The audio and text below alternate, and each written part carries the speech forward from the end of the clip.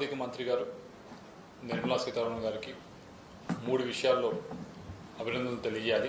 మొదటిది,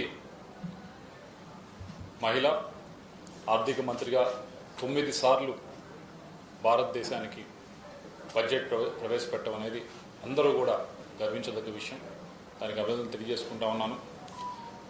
రెండవది, ఏదైతే ముఖ్యమంత్రి గారు నారా చంద్రబాబు నాయుడు గారు చెప్తా ఉన్నారో, ఇక్కడ చెప్తా ఉన్నారు, ఢిల్లీలో వచ్చినప్పుడు కూడా ప్రతి వేదిక పైన కూడా ఆయన చెప్తా ఉన్నది ముఖ్యంగా ఆంటర్‌ప్రెన్యూర్‌షిప్ పైన, ఉద్యోగ అవకాశాలు కల్పించడం పైన దృష్టి పెట్టాలి, మ్యానుఫ్యాక్చరింగ్ పైన దృష్టి పెట్టాలి, ఎకనామిక్ స్టెబిలిటీ పైన దృష్టి పెట్టాలి. వీటన్నిటినీ కూడా ముందుకు తీసుకువెళ్ళాలి అంటే రిఫార్మ్స్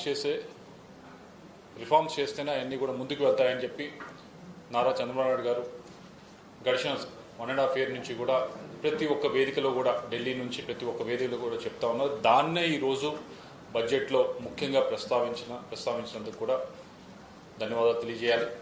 అలాగే మూడవది, ముఖ్యంగా ఆంధ్రప్రదేశ్కి